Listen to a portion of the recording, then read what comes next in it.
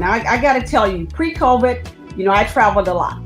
And so I would walk through the Dallas Love Field Airport and think, oh my goodness, we ought to be in here. Like, we truly ought to be here and in here. And you know how I am, Tex, kind of like world domination, takeover spirit. I'm like, we got to do a takeover of this airport. And of course, when I start to envision a complete takeover, having the Mavs out there, a whole new look, of course, you know who I thought about. There's one person who I know can carry out that vision for us, and that's, of course, you, Tex. So it was, thank you for really leading and carrying out that vision. Why did you think it was a good fit for us? I just think, it was an interesting time, obviously, with COVID hitting. And I just think it was something that we could do to obviously speak to the team spirit, but just also to uplift everybody, and their coming and goings. And it gave us an opportunity with the airport being down traffic-wise for a while, that when everybody got a chance to start to come back to travel, they got something that was warm and inviting and spoke to them from this city.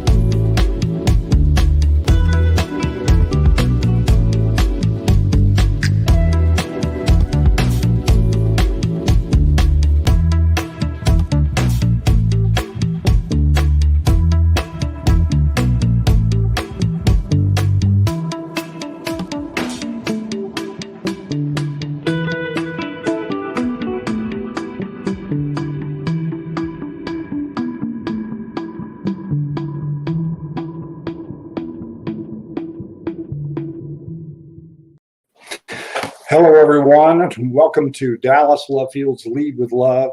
My name is Randall White. I'm the founder and president of 24 Hour Dallas, a nonprofit organization in Dallas that's all volunteer powered. It's focused on the nighttime economy. This gentleman with me is Dr. Eric Anthony Johnson. He's the Chief of Economic Development, Housing, and Neighborhood Services at the City of Dallas. As if any one of those areas wasn't enough responsibility, he has all three. Welcome to Dallas Love Field's Lead with Love, Dr. Johnson. All right. Thanks, Randall. Thanks for inviting me. I really appreciate it. And hello to everyone out in Facebook, YouTube, and the sort of love filled world. So thank you. Well, I'm appreciative of, I don't know what kind of experiences you've had with Love Field, Dr. Johnson, and the amount of time you've lived in Dallas, but as the season begins to turn and we hear about college football games beginning to appear on the television starting this weekend, I begin to kind of remember the fall. And as a graduate of the University of Oklahoma, and what I call the OU Texas game, not the Texas OU game as they call it down here, and going to Love Field and greeting all my friends as they come in wearing their crimson and cream polyester, for the game. Yep. Love Field's just part of that rite of passage of the fall, and I'm appreciative of that particular memory and appreciate Love Field for having both of us here today. They even sent me this cool mask. Look at that. Oh wow, man! I think you guys forgot my mask. I don't have one. I know. We'll get you one. We'll yeah, just send me one in the mail or whatever. All right, I'll do it. And everybody needs to keep masked up and stay safe. It's important. The Delta variant is. We can get to the other side of this so we can all travel again and enjoy our life and enjoy our nightlife. Yep. One last note before we get on with the show. You may have noticed in that leader on this program, they showed a clip from the Dallas Mavericks kind of takeover of level 2 of Garage C during that video. And next time you fly out of Love Field, park there. I'm hoping Mark Cuban will personally park my car for me. Well, I will make sure I'm parked there because I'm a huge Mavericks fan. That's cool. I joke with my son, who's a big Luka Doncic fan, so I'll make sure I do that, and he will be totally excited to see that in the airport. I'm sure. What a remarkable talent Luka is. So let's see here. Let me just kind of add to. I see here, Dr. Johnson. You talked about your son wanting to getting your son up there to the second floor of the garage C, so he can see the Mavericks takeover of that garage space. I also see that Dallas Love Field's Lead with Love series is about bringing together voices from North Texas and to share stories about leadership and respect for diversity and equity, inclusion, celebration of local culture. And that's really kind of, in a way, what Dr. Johnson is about professionally and what I am about as a volunteer with my organization. So you can have an opportunity to leave your questions for us on Facebook or YouTube, and we'll do our best to answer as many as we can as we go forward. So, but I want to start with Dr. Johnson. Let me just have a question here and see what kind of where it leads us. Yep. We talk a lot about economic development, and what does that mean? What does that mean to you? I mean, you wound up in the world, in the industry of economic development. How do you explain that to people who don't really understand that? Yeah, well, I would probably say, simply put, it's really about a combination of wealth creation, wealth job creation combined with social and community development. I think you need all of those aspects to really drive economic development. It's sort of the one thing that communities really try to have, a strong economy, a strong framework that's adaptable to change. So all of that is about economic development. Sure. And I somehow or another wound up in this sector as a volunteer, as a longtime entrepreneur. I came up out of the nonprofit world, but somehow or another, I realized that an economic vibrancy of a city is important to its sustainability and its ability to provide services and goods to its citizens. And that if we don't focus on building our economy and strengthening it, what we're going to do is we're going to wind up leaching all this revenue for the city out. And, I love the suburbs. Good for the suburbs that they're doing so well and attracting businesses and residents. But I would like more of that back in the city of Dallas. And so that someday we're not talking about Durant, Oklahoma as part of the Metroplex, Right.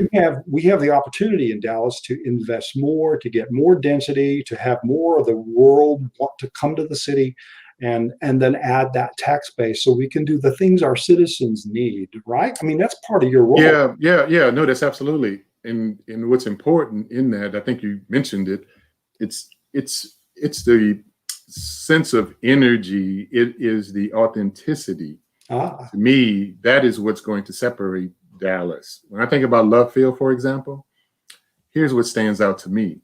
It stands out as Dallas. It stands out as urban. It stands out as unique. Nothing against the big sort of DFW airport, but that Love Field really represents like Dallas, if you really think about it, right? So it is about this competitive advantage, building on all of those unique elements. We don't have to mimic what's in the suburbs. I mean, I don't think you have to do that. You have to build on the authenticity present within the city, in this case, the city of Dallas. Right. You were talking a little bit before we went live about some history of Dallas Love Field. We discovered a little nugget that at one point there was an entertainment district at Love Field in the 70s where you could ice skate. Who knew? Yeah, wow, yeah. It's still kind of the center of our city. But economic development is also, sometimes you say that word, or I say that word, and people go, oh, developers, scary developers.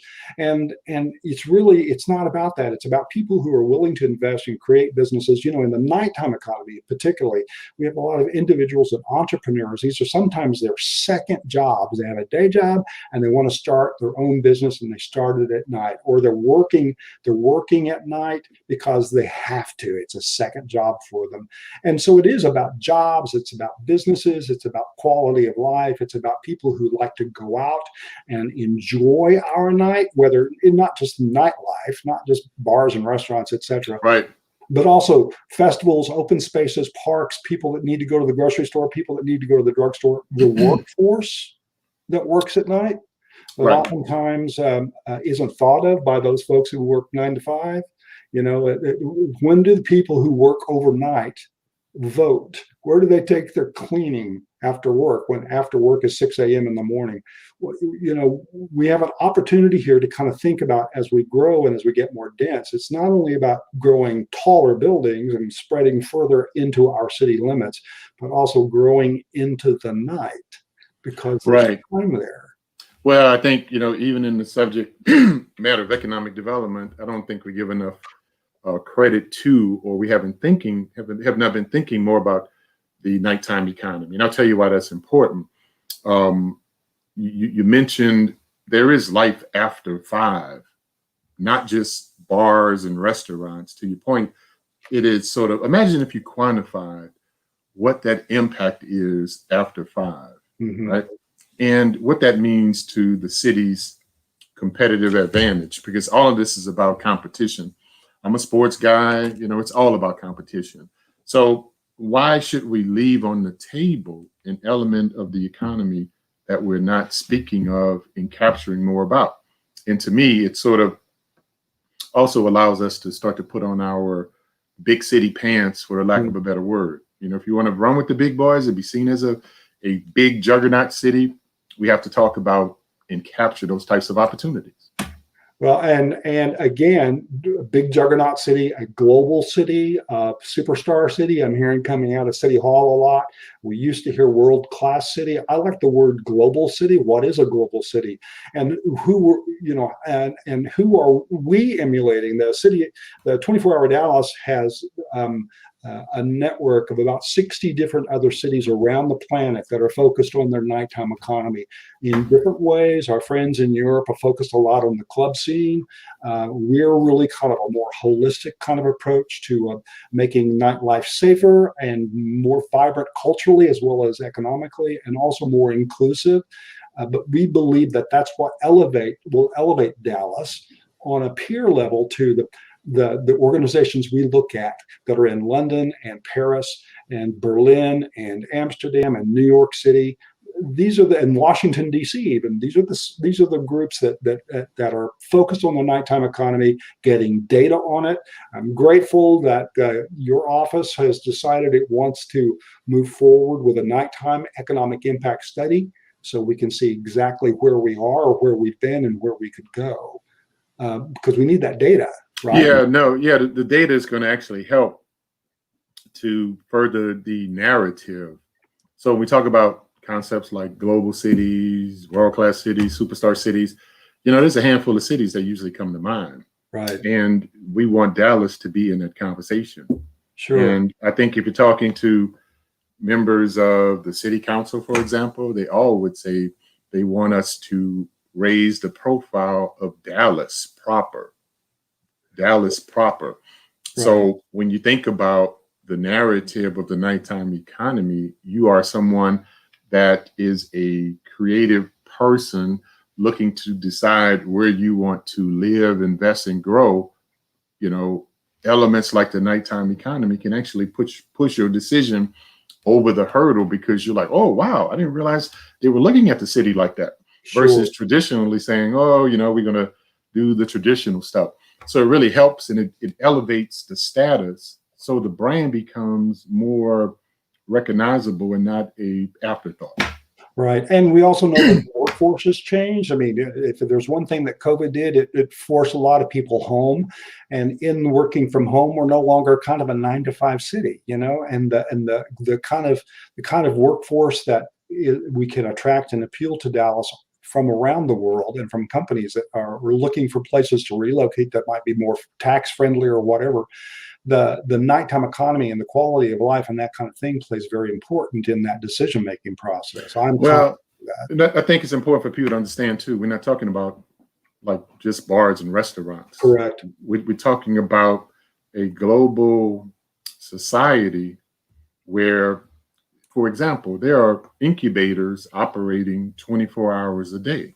Right. Because those relationships are with companies all across the globe. Could be in China, and people, you go to some of these cities and you will see this stuff really, really happening. So I don't know if we talk about that enough, because it's just not like downtown. It's Right. all over Right. the entire city. So Right. I just think it's important to separate that, because some people think, oh, nighttime bars and restaurants. While that's important, there are other elements. That's why I mentioned the example of an incubator. And I've seen an incubator where it's like 3 or 4 levels, and it's got digital animation, it's got everything in there. Very cool. You know, like new economy stuff going on. You're like, wow, it's 1 o'clock in the morning, and these people are still in there working. You know, so capturing that stuff, quantifying it, and saying, hey, as a city, we want to run with the big boys. We want to be seen as one of these global sort of superstar cities that's doing everything to generate that talent, attraction, resources, and investment.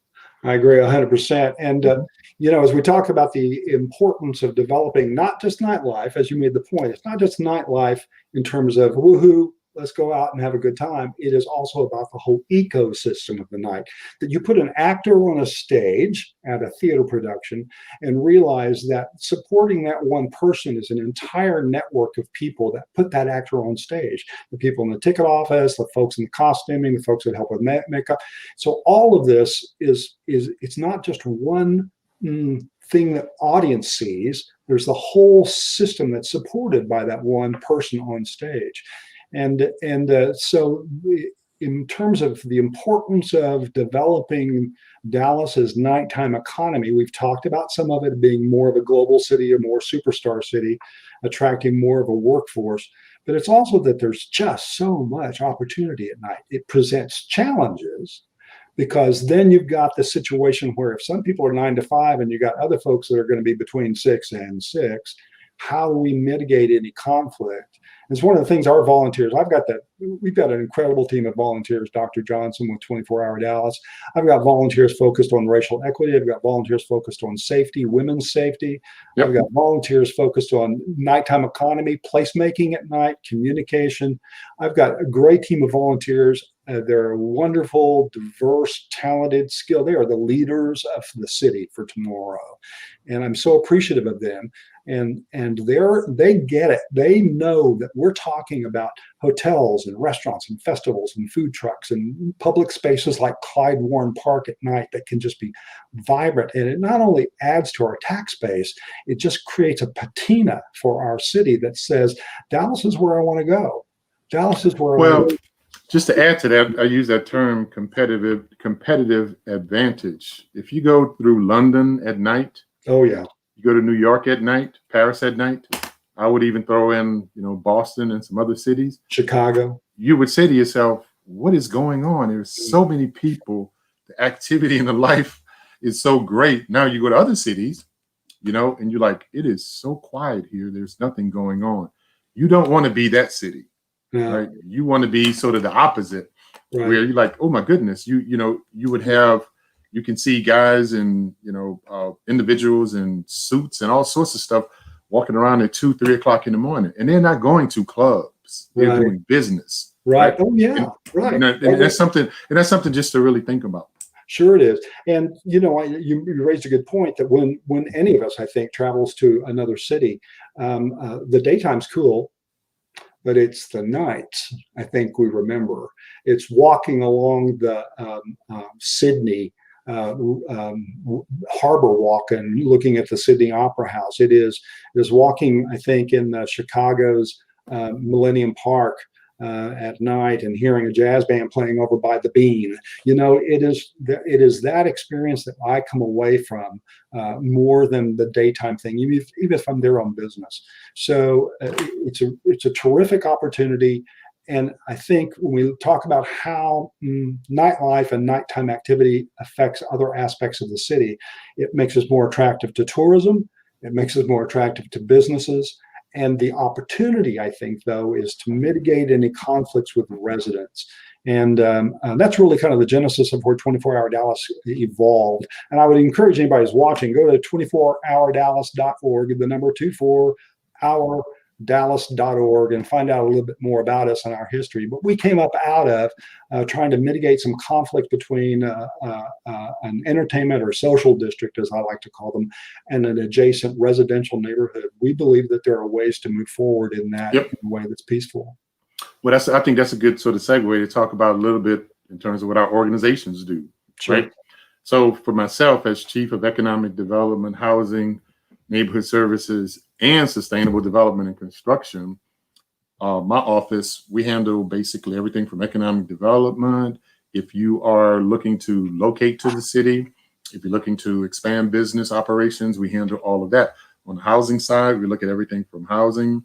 I have oversight of planning and design. So if you're going through planning process, historic preservation, and the building permitting process is also something that is a part of my portfolio.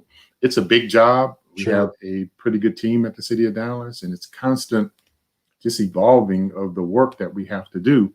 And I think with the support of the City Council, we have an opportunity to continue to do some great work in Dallas. That's terrific.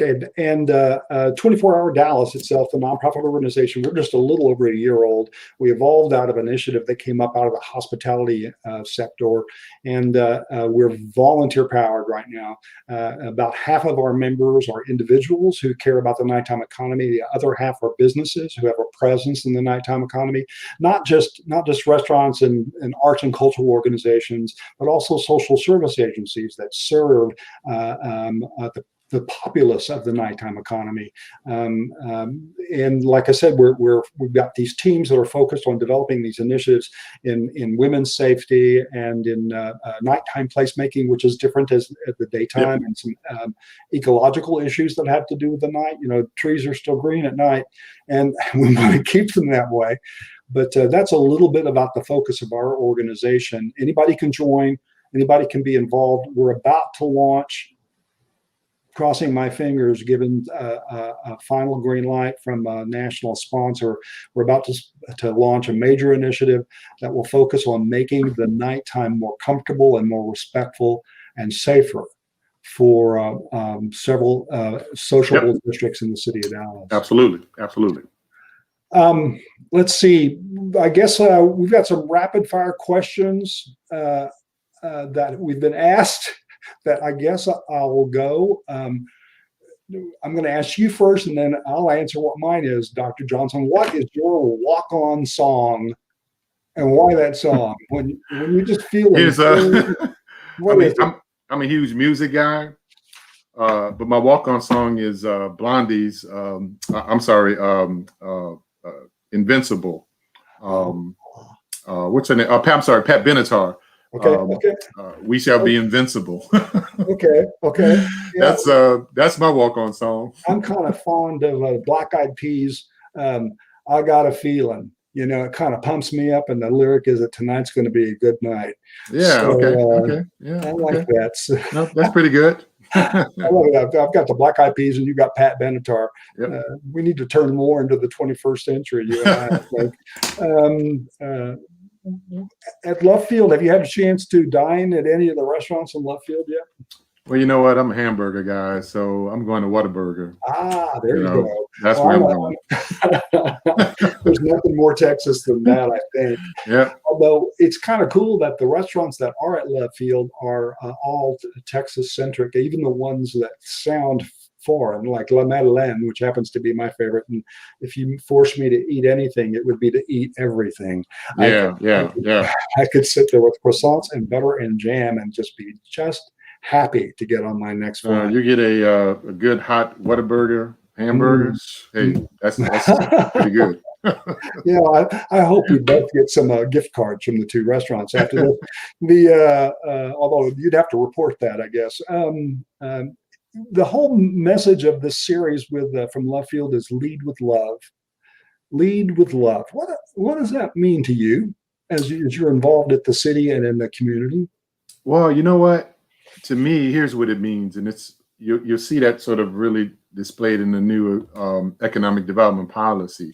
To me, leading with love is basically looking at and capturing as many perspectives as you can, giving everyone a place to play in this field, if that makes any sense. You know, so where everybody's perspective and opinion basically matters and contributes, because us at the city, we don't have to do it all. We just have to care enough and have enough love to be able to communicate to others that, you can contribute, and how can we support doing that? That's how I really look at it. Well, and I tell you, for a nonprofit organization that's kind of grassroots oriented, we very much appreciate your approach to that, because we have shaked hands on working on this nighttime initiative. And we've also experienced the same thing from Mr. John Fortune and that whole division of his Yep. City Hall, saying we want to work with you. And that's fantastic. It's a new model. It's collaborative. It Yep. breaks across silos. I know that my Lead with Love means to me is, I had somebody once, and it was a deep compliment, and I don't like to talk about myself, but a deep compliment I received once was somebody called me a servant leader. And Yeah. It's that thing where you bring your best in a way that is not about self, and but about the mission. And our mission with 24 Hour Dallas is, let's create a safer, more inclusive, more vibrant nighttime economy for residents, visitors, and guests. And I love that mission. And let me add one more piece. Sure. Love also means that I'm on Team Dallas, and we're going to destroy the competition. So whoever the competition is surrounding us or want to compete with us, we're going to show the love. Okay. There's that. Destroy the competition. Yeah. What sport did you play? I'm straight up basketball. Okay. Yep. Okay. So I get it. You got to get it in at the buzzer. Right? Yep. Right. That's great. So I guess now, are there questions from the audience we want to hear at this point? Okay. In what ways is the city supporting the nighttime life right now, Dr. Johnson, workers, businesses, and leisure? Yeah, I'm going to turn that question to really, I think we're really at the baseline level right now. And it's really looking at working to get this economic impact study done so we can really communicate the importance of the nighttime economy and start to develop strategies to help get there. Because right now I would say we don't necessarily have that. And that was the purpose of really working towards getting this impact done so we can really create some strategies. That's why that's important. Yep. Okay, and that question came from Heather Clardy Dickey. And here's, from my perspective, we've got so much opportunity, just like you're talking about. We don't have the data yet, but there's opportunity. One of the things we're looking at is how can we help the entrepreneur learn all the things they have to go through to open a business in the city of Dallas. And I'm hoping I'll be able to find somebody that will want to help us in that. And you guys are doing enough right now on with the nighttime economy study and everything else you're doing for the city. But I got to think that there's going to be somebody out there who's going to be very interested in helping us develop a guide. I saw one of these in the city in Sydney, in New South Wales. It was a booklet saying, here is all the things you need to do to just open a business at night. Everything from permitting and land use guidelines and who to talk to and where to go. It's very confusing, especially if you wind up going down to Jefferson, the building down in Jefferson, where it's like you walk into this monolith and it's intimidating. We need to break down that for entrepreneurs. So, here's another question. This is from B.A. Bleakley.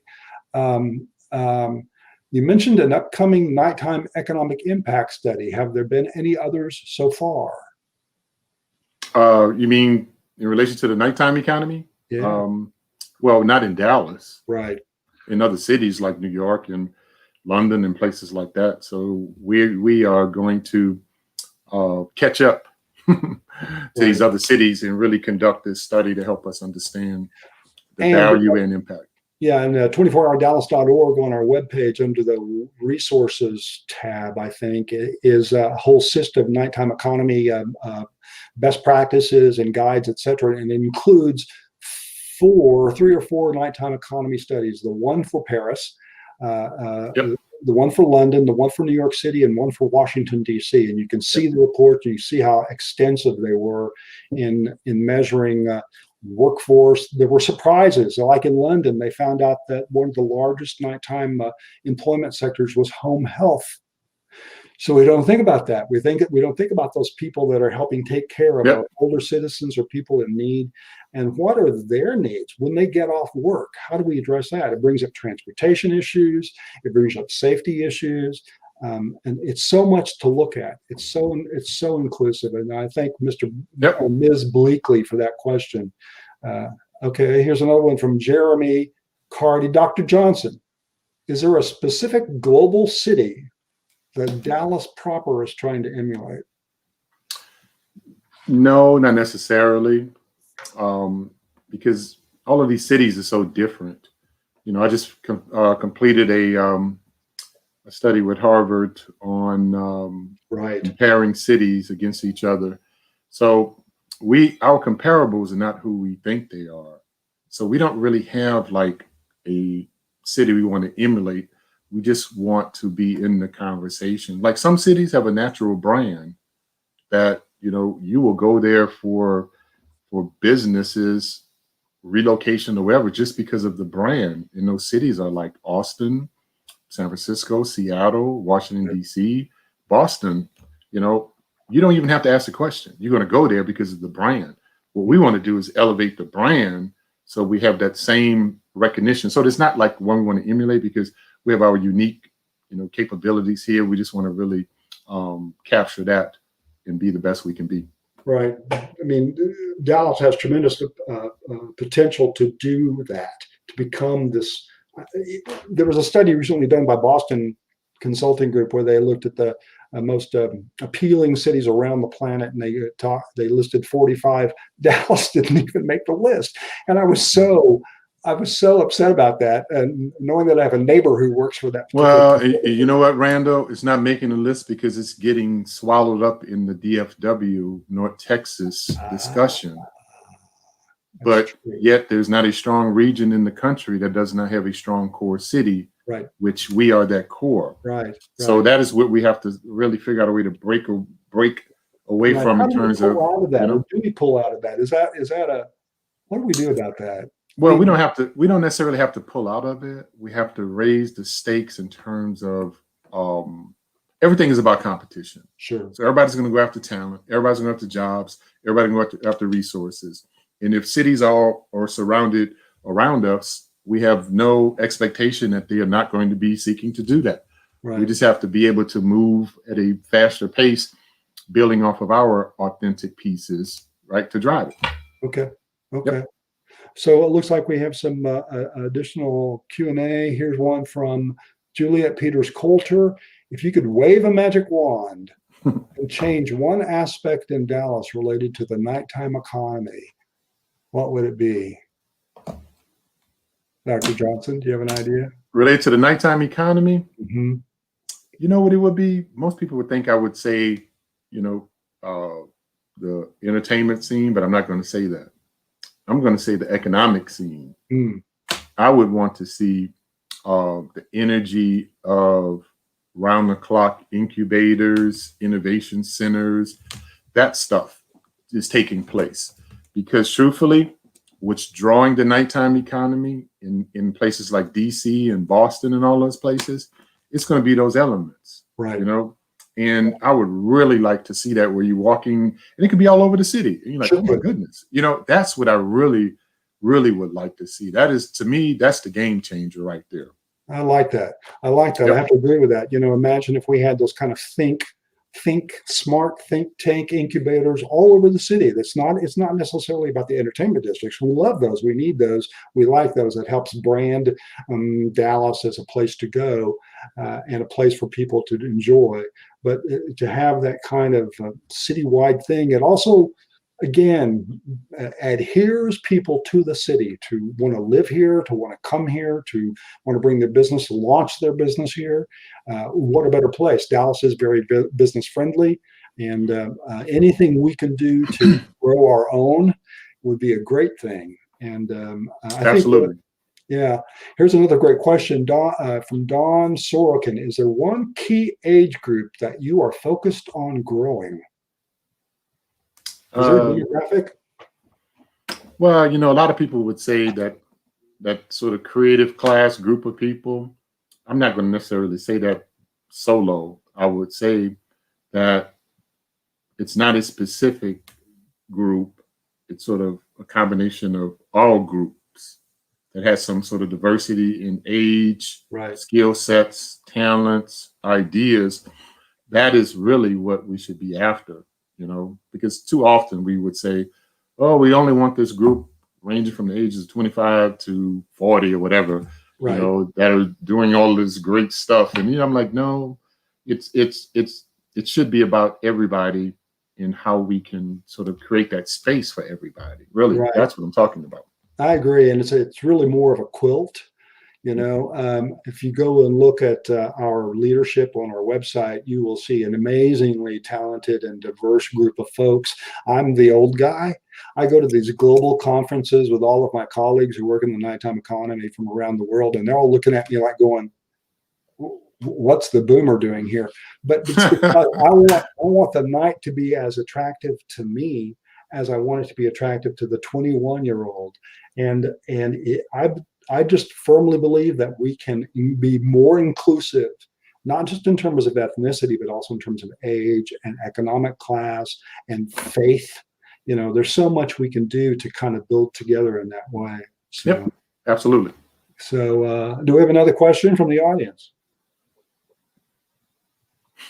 Maybe not. I will say that there is, here we go. Again, from Heather Clardy-Dickey. Dr. Johnson, what do Dallas residents need to know about supporting what your office is doing, specifically related to economic development? I would probably say the question is, what do Dallas residents need to know about supporting what your office is doing? I would say one couple of things I think are really important. It's the launching of the new Forward Dallas plan. Right. We have not updated this plan in almost 16 years. By the time we finish it, it'll be almost 20 years, which is really unacceptable. We have the new economic development policy that the council adopted unanimously back in May, which is coming with the creation of a new economic development entity. So by the way, all the cities around us, they have these sort of entities that can move fast to get things done. We don't have it. We're going to have that. You're going to see more thoughts around how do we deal with this affordable housing crisis. We're not talking about, housing projects. We're talking about regular people. They're simply trying to make their way. So my answer really to that is to really, which I think the city council is doing a great job. I believe we have a great city council. Just kind of stay tuned to the issues that we're discussing, because we have an opportunity, I believe, over the next 3 years or so, which I think the window is going to close. Once we come back full blown after COVID-19, we're going to be right back into the rat race. Right. Either or not, we have this opportunity now to put some of these new foundational pieces in place. How do we look at the nighttime economy? Exactly. New economic development policy, new comprehensive, all of these things are coming, and they're coming really fast in a compressed period of time.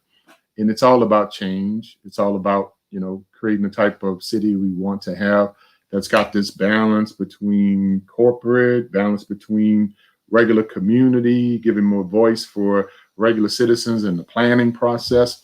That's sort of a long sort of answer, but I would just say, just kind of be engaged in terms of some of the directions we're going. If it doesn't sound right, let us know so we can, make sure we do some tweaking along the way.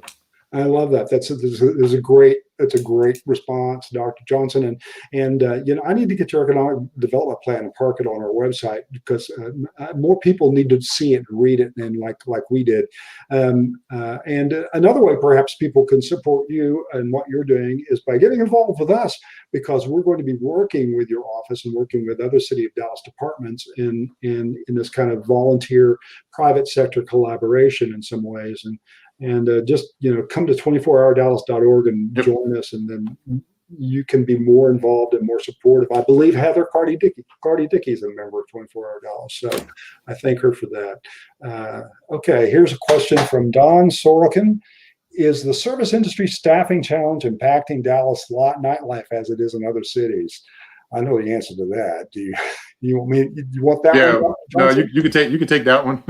Yeah, well, I think what's happened, I worked a lot in the restaurant industry as a public affairs consultant, and what we're seeing across the service industry is people got laid off, and the more folks got away from the service industry world in Dallas, they kind of went, really, really, that's a tough job. And if you want me back, it's going to cost you more. Yeah. And it's caused all this kind of tension between operating costs of restaurants and the needs of the individuals.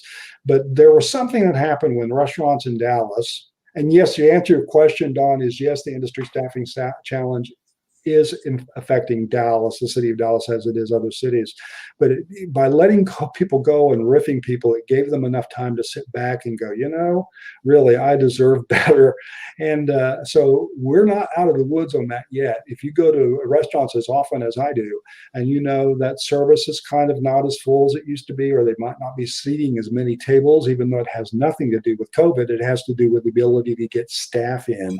And it's causing a shift that's going to trickle all the way down the economy. The Right. restaurants are going to have to charge more in order to pay their employees more. They're already stuck with raising the raised costs of meat and chicken and other things, and so restaurants are on the dime right now. But we need our service industry. These are folks who oftentimes this is their second job. They're supporting families at home. And we need to be mindful of them because they're very important workforce at night. Okay, so I just got a little prompt here with a little frowny face that says now is the time to say goodbye.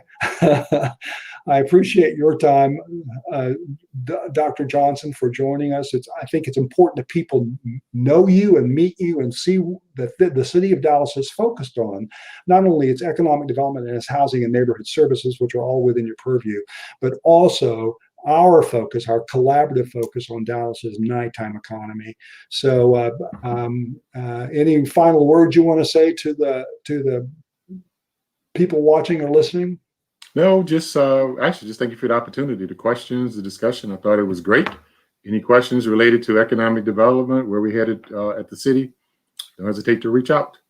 Okay, and don't forget to check out every episode of Dallas Love Fields and Lead with Love whenever you get the chance. Get your podcast, share it with other people. There are some very interesting stories out there. You got to see you saw the one that began with the scent from the Mavericks. That's a fantastic podcast, and Love Fields, Lead with Love video, and share them with people. Head over to Apple Podcasts, leave a 5-star rating. That's really important. I understand that, and support Love Field Airport. So thank you, Dr. Johnson. Thank you for the folks behind Lead with Love. And thank you for listening or watching. Appreciate it. And go to 24 Hour Dallas. Let's make our night as vibrant as possible. Thanks. All right. Thank you. Bye-bye. Thank you.